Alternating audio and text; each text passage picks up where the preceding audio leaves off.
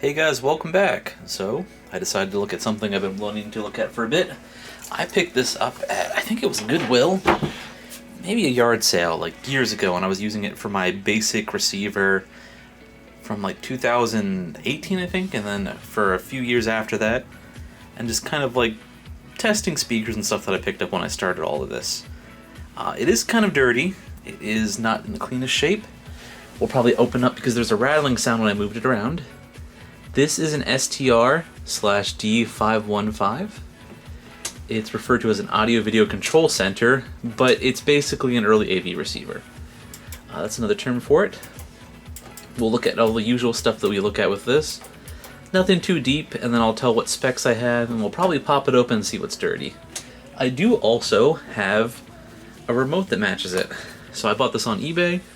It is an ARM/U242. There's probably other remotes that should still be semi-compatible. They might not have all the buttons and everything that's available as features, but most Sony remotes use the same frequencies throughout devices, so you'll have base functions like volume and whatnot. This thing does work, as far as I know. There's no real issues. I did find a different one that was a little better for my needs and wants, so I kind of put it to the side until I did this video. There is some gunk on the power button, and then a few other places which I'm not sure if I'll be able to get off, and I think that's from someone using it in a garage. So. Also, Cat here sticks to it pretty good with whatever's on it. Take a look at the back first. You have the serial number, FM stereo, FM AM receiver. I don't know why they always separate these two, because it is FM so yeah, FM stereo. I finally realized why. Because you can have FM radio that's mono and AM radio that's mono. But you can also have FM stereo that's not mono. And it's a receiver. They don't quite refer to this as an AV receiver, although it is a basic one. We have our regular inputs. We have antenna connections for both AM and FM loops. We do have a phono, which if you're looking to get an older turntable and you don't have a receiver and you find one of these, this is what I was using for my phono input and my receiver for turntables for a few years. We have CD input, stereo, RCA, standard tape/mini disc loop for stereo RCA, nothing too crazy. Then we have what was labeled TV/LD, so if you'd have a Laserdisc player back in the day, which not too many people did, but you know, pre-labeled. Composite video, standard. We do have a video in and out loop if you had a VTR. The most common kind of VCR or VTR people would have is a VCR. I stumbled on my own words. And then composite for monitor out. Then this does do Dolby surround sound, or at least the earlier forms of it. So there are surround speakers for rear, left, and right channels, and then center channel. We have two speaker outputs. We have A, which usually would pair with the rears and the surround, and then we have a B output. I will say though, if you have speakers and you don't know how to do the ohmage math, do not try to run both of these at once. You can blow out the receiver eventually. It uses between 8 and 16 ohm speaker impedance. So check that also and make sure. If you don't know, I'm not going to go over the math on that. Just make sure you get that so you don't blow anything. It might work for a little bit, but over time things will blow out. AC outlet, if you have another device in it. I used to plug in the CD player's power into this so that way I could just have this turn on. This is a switched one, so if this receiver is on, then this power outlet is active. Oh, before we do turn it around, so we should have 5 points to remove the screws to see what's rattling inside of it. One in the upper part here, and then there's 2 on each of the sides.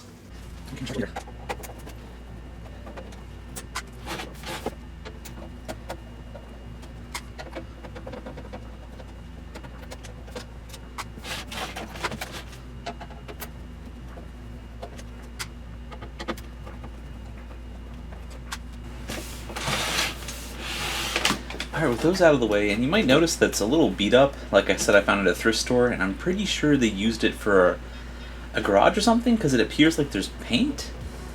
I thought this was like just the decals or whatever wearing off, but it seems like it's white out or something.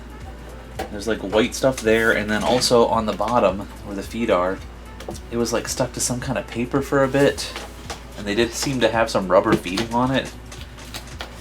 that one actually came off. So, yeah, they did have it on something at one point. Part of that's supposed to be part of that tag. So I'm gonna pop it open and see what that rattling sound is.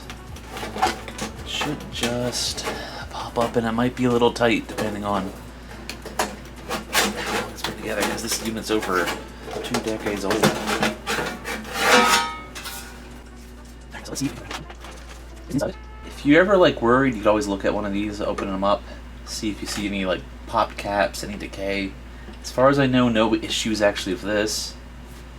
There's a shielded board, heat sink, power supply. This is just the volume. The actual inputs in the back go directly to that board. This one looks like it's bent a little bit, but nothing should cause any issues. So far, nothing's fell out.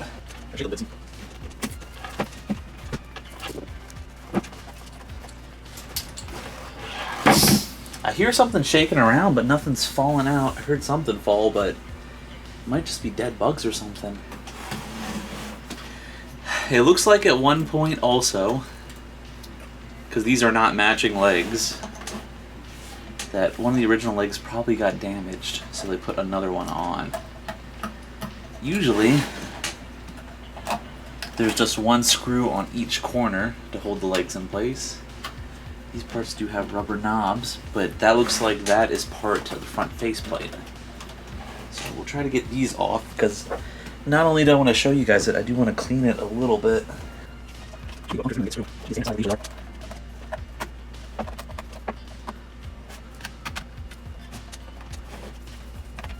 Again, this is it's an easy thing. Most people would not see the legs of one of these receivers, so cannibalizing another like CD player or receiver's like legs to keep things kind of a little even, it's pretty common. I think the pieces that we heard might be broken plastic.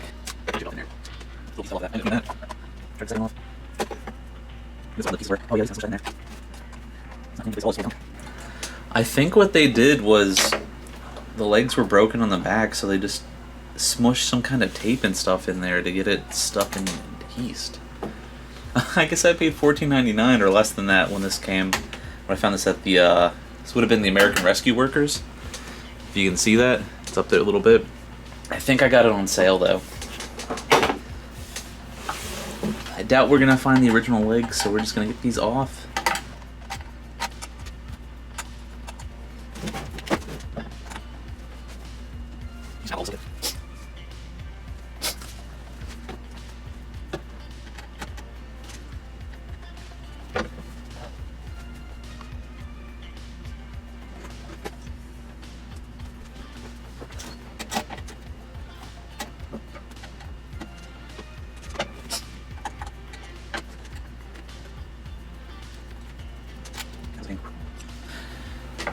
Keep in mind, using this stuff, this is 99%. I got it for another project I didn't end up doing. But that's strong enough that it'll cut through. You won't have to worry about it affecting the electronics, really. You just have to wipe it off later. So far, the only thing to fall out were little broken chunks of plastic. But I don't know if they go to anything important. I doubt there's enough pieces that I could actually glue together. Usually the front plate is secured at multiple points. Luckily, Sony usually puts arrows for where to take it apart. So I'll move it back so you can see a little better. There is an arrow there.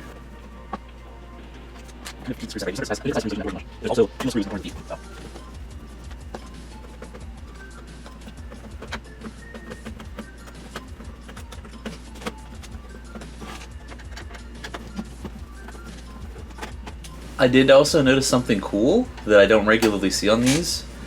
This bottom metal plate actually has a removable part. So there are screws in corners so you could pop this off for possible service on the bottom. We'll pop it out too and kind of clean it. Originally I just intended this to be an overview video, but we might as well like do a cleaning and teardown video while we're at it.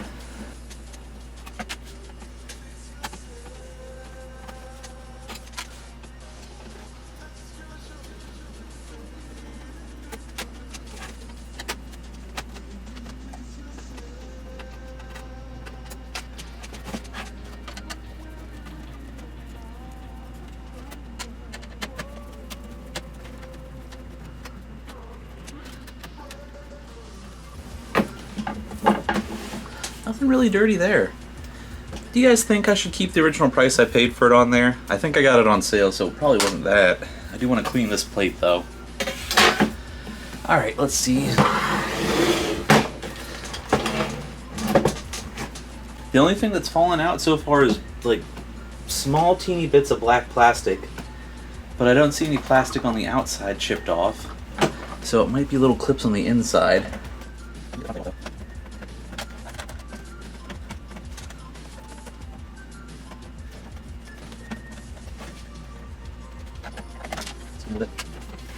This one does not seem to have screws mounting the front plate on the sides.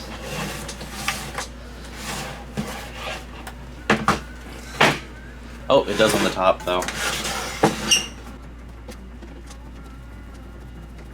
Now, there are too many different screw sizes, so I have a fully contracted sizes, so you get my over there, that's what I use. Some kind of tray, contracted screws, everything.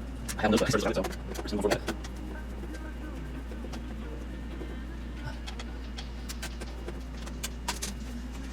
Carefully. Oh, okay. Maybe not so carefully. Huh? I don't know how that pops out.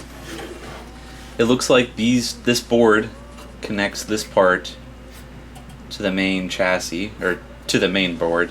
So it goes from the main board out to this, to the board that controls the volume, master volume and whatnot. And there's also a ribbon cable running in.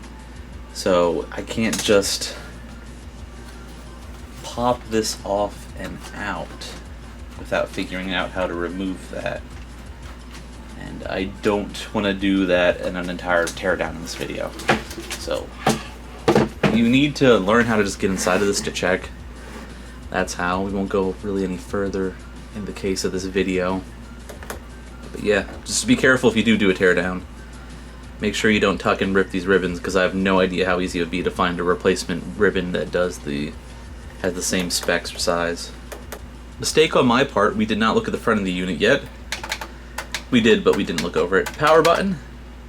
There are actually different volume levels for both your center and rear speakers.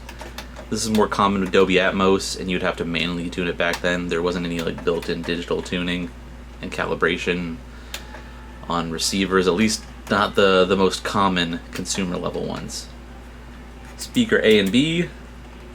Do not run both of these at the same time unless you know like what kind of ohms and stuff you are using with both the speakers at the same time, or else you can blow this. Headphone jack, standard. Over here we have FM and AM, switch between the two.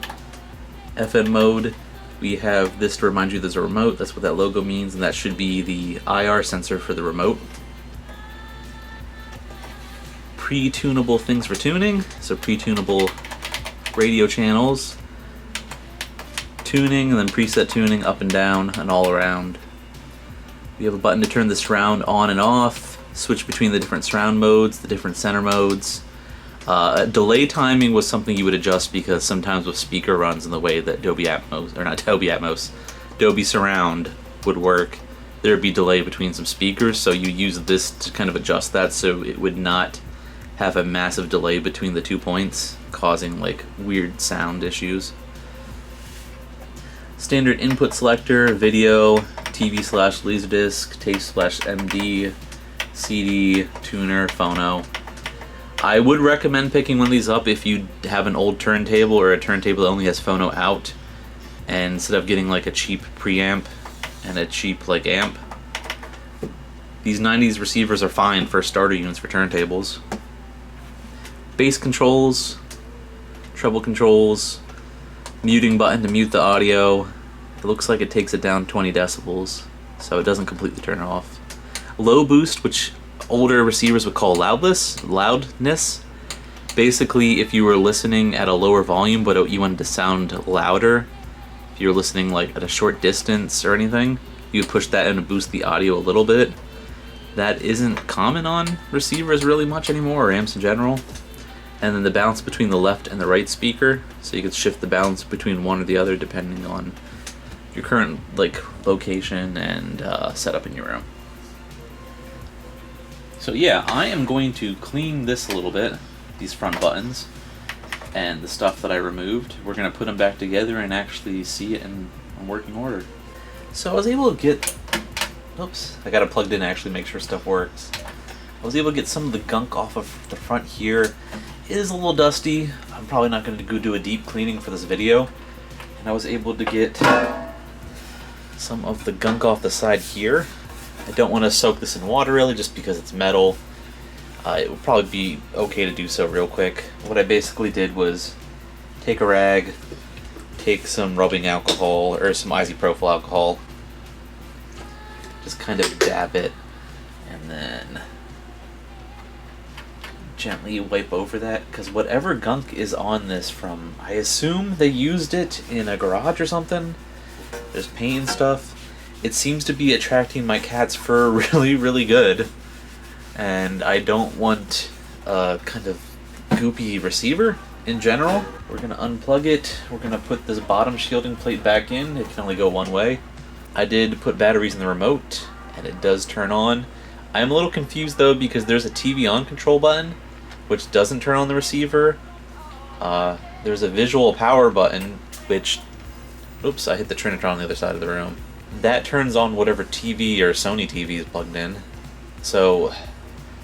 there's those two, but there's no receiver on button, which I have another receiver of the same series basically that has a similar remote. I don't know.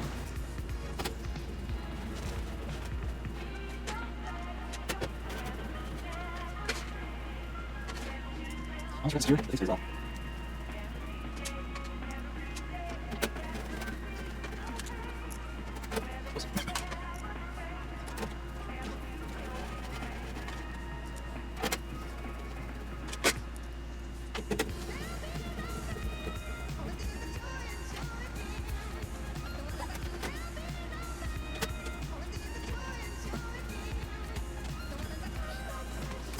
here. That's right here. You need to put back. Just going on deep.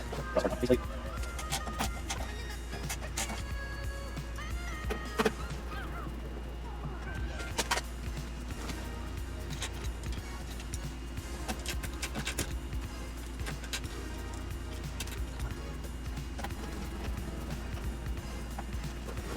We'll see if I can wipe any of that off. I don't know what this is. It looks like someone put white out, or paint just somehow naturally like adheres to the part where the label was already at. And I've tried wiping it down a few times before with regular cleaner, but whatever it is, it's stuck on there, and it's crazy.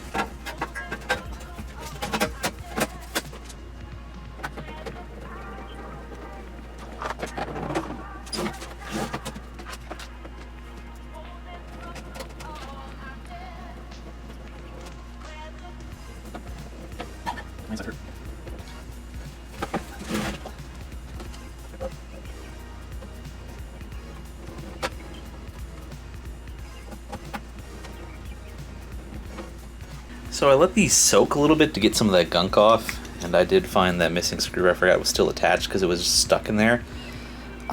Plastic is bent and beat up on both of these, and they just put some kind of gunk in there, and neither of them match. So what I assume happened was they broke one of the legs at one point, and then just used whatever replacement legs they had laying around, because neither of these quite match up with the other two front legs. The screw is there with it. What I'm probably going to do is just put these down below it to keep it in place after I dry them a little bit. I decided to use the M50Ns to demo this to you guys, since these are the speakers I regularly use in any of my audio videos. Just as a sample. So this isn't the perfect sound staging or anything, we're not really going over that. We'll use the remote. And like I said, if you push a button, it will turn it on, maybe? Alright, now that it's plugged in, I'm going to hit tuner as an example. Keep in mind, this will vary depending on where you live. There are less and less radio stations in my area. The remote seems to work fine. We're not going to really go over all the surround sound stuff. I will mention that one of the reasons I would recommend this receiver is if you're into retro games like me, like some N64 games, some Saturn games, a few PlayStation 1 games, PlayStation 2, GameCube, original Xbox. Dolby Atmos was one of the ways that they did surround sound in general. So Let me see if we can tune this. The strongest station in my area is 102.7 Kiss FM. We'll get up to that.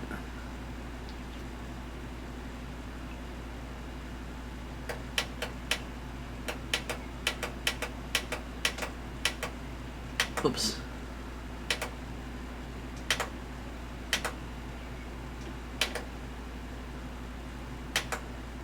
Maybe not. It's one of the most annoying things about tuners.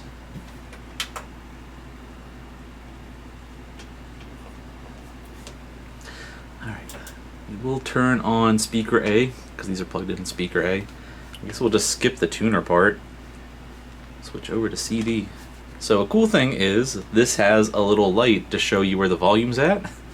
And the remote does work, and it is motorized, so it's probably why that has its own separate board in there instead of being a simple attachment. Minor downside, there are no front inputs on this, so I will have to plug something into the back. Usually what I just use is a USB-C to aux adapter and then aux to RCA stereo adapter. And then we'll play some Dan Mason like usual. Dan Mason, as I mentioned many times before, he lets you use your music for videos as long as you give him credit. Don't try to commit fraud in saying that you made it yourself.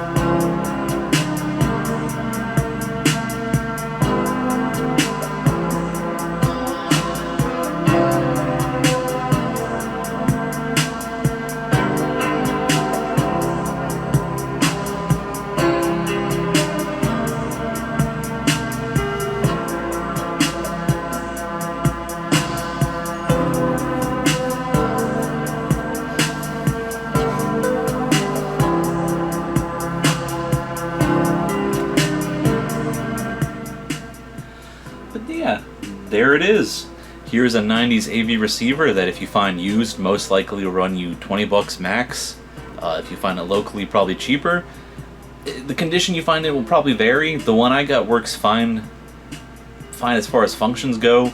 Cosmetically is a little rougher, and those back legs are a little annoying by having sticky stuff on them. But it functions. You can use this as a basic old AV receiver if you have a mono CRT for your retro gaming setup and you want to add stereo to it. If you just want a simple AV receiver for an old phono turntable with no built-in phono preamp, I suggest grabbing one of these for a starter. It can handle most 8 ohm standard speakers, so you're good to go. In general, I give this thing a thumbs up. Some people may consider these crap just because it's an old, like, budget AV receiver from the 90s, but they're out there, so if you can get a use out of it, even as maybe a garage receiver, I say go for it. Add a Bluetooth adapter, whatever you want, just to get the audio going. But yeah, I do thank you guys. Thanks again to my current patron, Missing No. Thank you for giving me a $1 tier subscription. I'm going to just let the music play a little bit, and then we'll exit out on that, and let me know if you want me to look at any other receivers that I might have in my collection or in general. Till next time, stay safe and take care.